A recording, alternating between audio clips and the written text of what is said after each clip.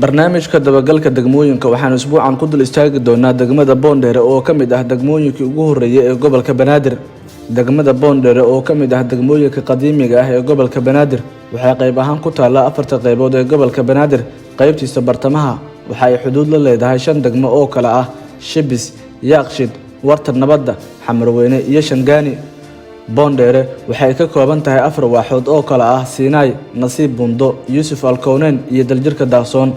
goobaha caanka ah ee degmada Boondere ee aadka loo garan ogahay waxaa ka mid ah Madxafka Qaranka, Wasaaradda Arrimaha Gudaha, Iskuulka Sheekh Xasan Barsame, Wasaaradda Caafimaadka, Xabsiga caanka ah ee Godka Jilacow, Iskuulka Kacaan, Safaaradda Talyaaniga, Garoonka Kubadda Cagta ee Wamo, Iskuulka Wiilwaal, Taalada Daljirka Daaqsoon, Ex Baarlamaan, Iskuulka Yaasiin Cusmaan, Safaaradda Jarmalka, Wasaaradda Boostada iyo Isgaarsiinta, Iskuulka Yuusuf Alkoonen, Ajabka Siinay, Isbitaalka weyn ee Raabo, Iskuulka Boondere, Suuqa Afleershe iyo Iskuulka 12 Oktoobar.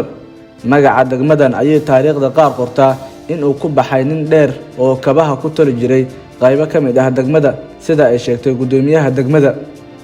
Magaca Boondere sida ugu maqaalo ah wuxuu ku baxay nin dheer oo waxa joogi jiray maxaan ku iraahdaa sameeya sheeg kabaha sameeya marka ninkii loogu magac daray leeyahay waagi hore magaaladu ay cidla iska ahayd oo ninkaas wuxuu ku lahaan jiray rug oo kabaha ku sameeyo saasay ugu maqaalo waa degmo ay masaajida ku yaalo ka badan yihiin goobaha waxbarasho waxayna gaarayaan 16 masjid.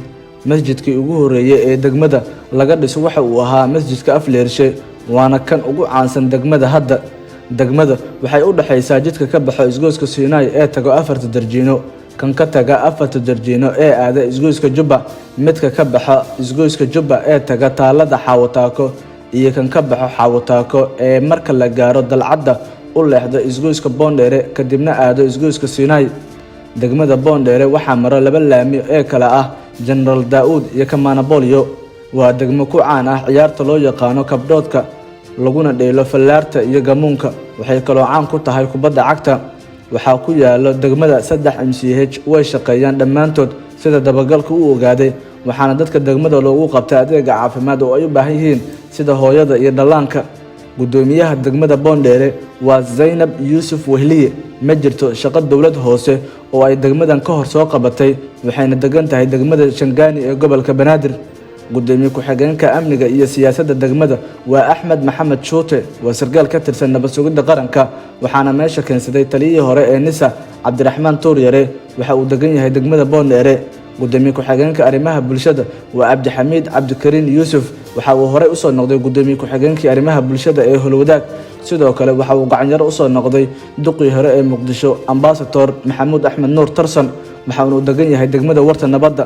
dhammaan laamiyada degmada marka laga reebo kan hormara xarunta degmada oo dhismo lagu wado inta kale waa kuwa burbursan sida jidka Nasiib Buundo iyo kan ka soo baxo isgoyska 4 darjiino oo ay wadaagaan degmada Shibis.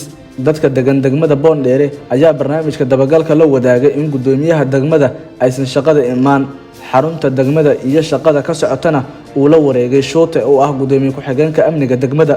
xogo uu helay barnaamijka dabagalka ayaa sheegaya in Mr. Shuute uu lacag $30 ah ka qaato qof walba oo raba in degmada uu soo dego ama guri ka kireysto. warqadda ogolaanshiyaha in aad degmada soo degi kartid dadka uu lacagta intaas leeg uga qaato waxaa lagu helaa si adag. qofka taga subaxii 3 saac ama 9 subaxnimo sida uu isaga fadhiyo ayaa lagu gaaraa salaada duhur taas oo mararka qaar keenta in ay isku dhacaan kireystaha guriga iyo qofka dalaalka ah oo hawshan fududeynayay. lama hubiyo qofka la siinayo warqadda, lama baaro xogtiisa, waxaa la weydiistaa lacagta iyo halka uu degayo degmada taas oo warqadda lagu qoro. waxayna isku noqotay mashruuc lacag badan laga sameeyo oo aan soo dhaafin gudoomiye ku-xigeenka amniga degmada Shuute. xaafadda Ceel Awmuude oo aan wax badan u jirin xarunta degmada waxay iska noqotay biyo degeen. dadka degan xaafadahaas ayaa dhibaato badan ku qaba wasaqda iyo qashinka ay keenaan biyahaas waxayna daris leeyihiin caafimaad darro. ma jiro maamul isku howlay ilaalinta badqabka caafimaadka muwaadiniintaas canshuurta laga qaado. gudoomiyihii degmadana maba timaado shaqada mana ka warqabto waxa ka socda degmada Boondere. leerarka cadceedda ku shaqeeya ee degmada ayaa ah kuwa halaysan ama ciladaysan ma jiro maamul isu taagay cilad bixinta leerarkaas waxaana mugdi ah jidadka degmada xilliga habeenkii ah.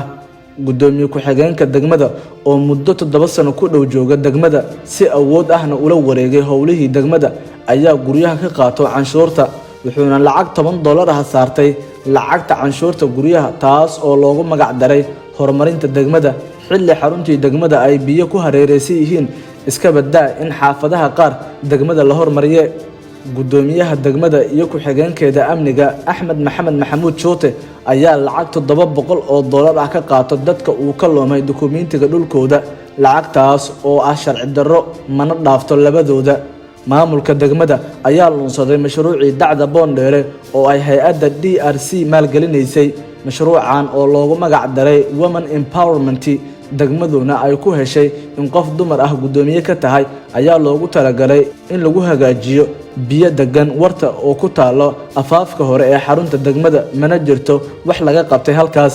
sidoo kale maamulka degmada ayaan la ogeyn halka ay geeyeen lacag gaarayso $170,000 oo si qasab ah looga qaaday dadka degan degmada si wartaas biyaheedu ay xireen xarunta degmada wax looga qabto. iska badaa in wax laga qabtee waxaa burburay albaabkii uu sameeyay gudoomiyihii hore ee gobolka Banaadir Allah u naxariistay Cabdiraxmaan Cumar Cismaan Injineer Riisow taas oo dhalisay in dacdii warta ay banaanka u soo baxaan xilli ay cudurro ka dhalan karaan. xogo lagu kalsoonaan karo oo uu helay barnaamijka dabagalka ayaa sheegaya in gudoomiye Zainab ay iibsatay xarunta MCH-ka Islamic Relief. wararka dabagalka uu ka helay arintan ayaa sheegaya in xaruntaas laga iibiyay qoys magacooda lagu soo koobay reer Xaaji Dalfac. gudoomiyaha degmada Zainab ayaa hoosgeysay fasaxa dhismaha guryaha degmada ku-xigeenkeeda Shoote taas oo shaki weyn abuurtay waxayna qaybsadaan lacagaha loogu fasaxo dadka guryaha ka dhisanaya degmada. gudoomiyaha degmada Zainab in muddo ah oo aan tagin shaqada degmada ayaa wararka aan helnay sheegaya in ay ka dhuumanayso dadka degmada oo ay ka aruursatay lacago fara badan mana ku qaban wixii ay u sheegtay in ay ku qabanayso markii ay lacagahaas ka aruurinaysay. gudoomiye ku-xigeenka amniga degmada ayaa lacag baad ah ka qaato dadka ku ganacsado suuqa Afleershe. sababta ugu weyn ee dadkaas lacagta baad ah looga qaado ayaa lagu sheegay inay ku ganacsadaan meel wada ah. ganacsadihii aan bixin lacagtaasina waxaa laga burburinayaa goobtiisa ganacsi iyada oo lagu wareejinayo qof kale oo baxsan karo lacagtaas. nadaafadda degmada ayaa ah mid aad u liidato waxaa jidadka degmada buux dhaafiyay qashin. xogo uu helay dabagalka ayaana sheegaya in sababta ugu weyn ee dayaca nadaafad in ay tahay gudoomiyaha oo shirkadihii qashinka qaadi jiray ku xirtay lacago badan. isfahankan wax kala qaybsi ee 4 sano jirsaday una dhaxeeyo haweeneydan iyo ku-xigeenkeeda oo 7 sano jirsaday xilhaynta degmada ayaa degmada ka dhigay mid aysan dadkeedu heli karin adeegyada aasaasiga ah oo ay xaq u leeyihiin maadaama laga qaado canshuur joogto ah.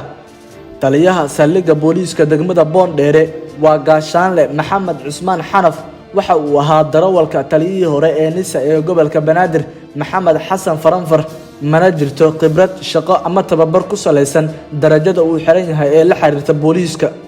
ma jirto mas'uuliyad amni sugid ah oo hore u soo qabtay waana sababta ugu weyn ee degmadaas amniga iska ah loogu dhiibay wuxuuna inta badan waqtigiisa ku qaataa goobaha dalxiiska. amniga degmada ayaa ah mid wanaagsan walow meelaha qaar ee degmada ay ka jiraan dhaca telefoonada gacanta ah.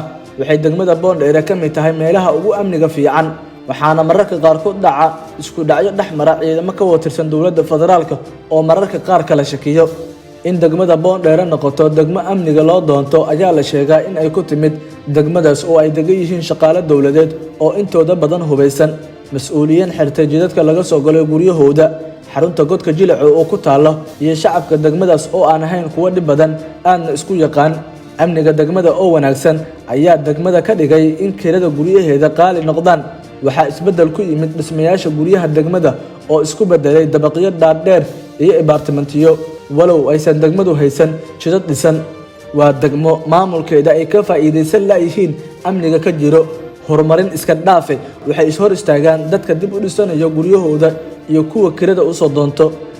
dadka degan degmada Boondheere ayaa wajahaya maamul xumatii ugu darneed ma haystaan adeeg bulsho. xaruntii degmada waxaa gacan ku hayntooda la wareegay biyo ay dhigeen roobabkii ka da'ay magaalada Muqdisho. canshuurtii oo ay bixiyaan laamiyada degmada oo burbursan nadaafad darro lagu eeganayo iyo mashaariicdii horumarineed ee degmada oo iska noqday kuwa dhaxda lagu fuuqsado. Maxamuud Alxaaji, barnaamijka dabagalka degmooyinka.